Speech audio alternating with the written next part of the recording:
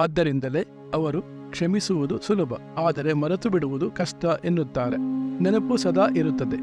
ನೀವು ಗ್ರಹಿಸಿ ಅನುಭವಿಸಿದ್ದು ಹಾಗೆಯೇ ಇರುತ್ತದೆ. ನೀವು ಅದರ ಭಾವನಾತ್ಮಕ ಅಂಶವನ್ನು ತೆಗೆದುಹಾಕಬಹುದು. ಉದಾಹರಣೆಗೆ, ನೀವೊಬ್ಬ ಗುರುಗಳ ಹತ್ತಿರ ಶಾಲೆಯು ಆರಂಭವಾದ ದಿನವೇ ಹೊಡೆಸಿಕೊಂಡಾಗ ನಿಮಗೆ 2ನೇ ದಿನ ತಯಾರಾಗಿ ಶಾಲೆಗೆ ಹೋಗಲು ಬಹಳ ಕಷ್ಟವೆನಿಸುತ್ತದೆ. ಮತ್ತು ಪುನಃ ಇನ್ನೊಂದು ಕೆಟ್ಟ ಅನುಭವವಾದರೆ ನಿಮಗೆ ಸಂಪೂರ್ಣವಾಗಿ ಶಾಲೆಗೆ ಹೋಗುವುದೇ ಬೇಡ ಎನಿಸಬಹುದು.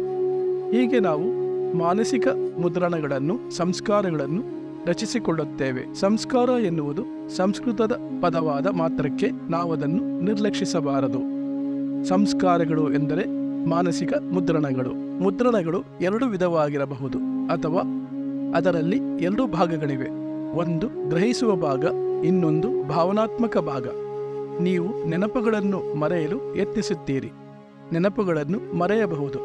ನೀವು ಮಾದಕ ವಸ್ತುಗಳನ್ನು ತೆಗೆದುಕೊಂಡ ನಂತರ ಸರಿ, ಹಾಳಾಗಿ ಹೋಗಲಿ ಎನ್ನಬಹುದು.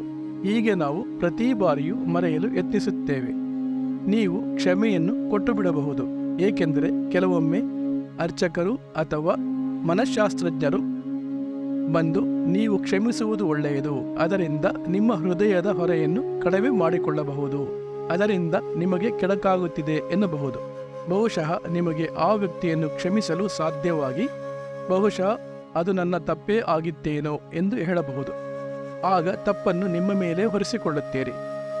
ನೀವು ನನ್ನನ್ನು ಕ್ಷಮಿಸಿ ಎಂದು ಕ್ಷಮೆ ಕೇಳಿದಾಗ ಆ ವ್ಯಕ್ತಿಯು ನಿಮ್ಮ ಎದುರು ಇಲ್ಲದಿದ್ದರೂ ನಿಮ್ಮ ಹೃದಯ ಕೊಂಚ ಹಗುರಾದಂತೆ ಎನಿಸಬಹುದು.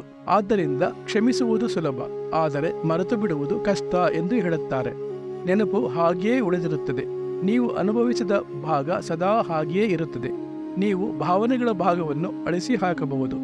ಈ ಮುದ್ರೆಗಳು ಎಂದೆಂದಿಗೂ ಉಳಿದಿರುತ್ತದೆ.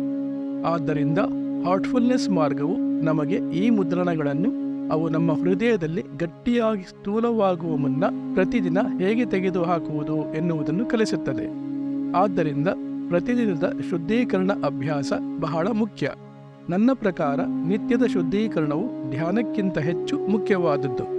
ನೀವು ಯಾವಾಗಲೂ 2 ಬೈಠಕಗಳನ್ನು ಪ್ರಶಿಕ್ಷಕರೊಂದಿಗೆ ತೆಗೆದುಕೊಳ್ಳಲು ಪ್ರಯತ್ನಿಸಬೇಕು. ನೀವು ಈ ಹಾರ್ಟ್ ಟ್ಯೂನ್ ಆ್ಯಪ್ ಅನ್ನು ಬೇಕಾದಾಗೆಲ್ಲ ಬಳಸಿಕೊಂಡು ನಾನು ಧ್ಯಾನಕ್ಕೆ ಕೂರಲು ಇಚ್ಛಿಸುತ್ತೇನೆ ಎಂದು ಹೇಳಿ. ನನ್ನ ಅಭ್ಯಾಸದ ಆರಂಭಿಕ ದಿನಗಳಲ್ಲಿ ನಾನು ಹೆಚ್ಚು ಕಡಿಮೆ ಪ್ರತಿದಿನವೂ ಹೋಗಿ ಪ್ರಶಿಕ್ಷಕರೊಡನೆ ಧ್ಯಾನದ ಬೈಠಕಗಳನ್ನು ತೆಗೆದುಕೊಳ್ಳುತ್ತಿದ್ದೆ. ಆದರೆ ನಾನು ಪ್ರತಿ ವಾರವೂ ನೀವು 2 ಬೈಠಕಗಳನ್ನಾದರೂ ಪ್ರಶಿಕ್ಷಕರಿಂದ ತೆಗೆದುಕೊಳ್ಳಿ ಎಂದು ಸೂಚಿಸುತ್ತೇನೆ. ಅವರು ನಾವೇ ಸ್ವತಃ ಶುದ್ಧೀಕರಣ ಮಾಡಿಕೊಳ್ಳುವುದಕ್ಕಿಂತ ಹೆಚ್ಚು ಪರಿಣಾಮಕಾರಿಯಾಗಿ ನಮ್ಮೊಳಗಿರುವ ಮುದ್ರಣಗಳನ್ನು ತೆಗೆದುಹಾಕಲು ಸಹಾಯ ಮಾಡುತ್ತಾರೆ.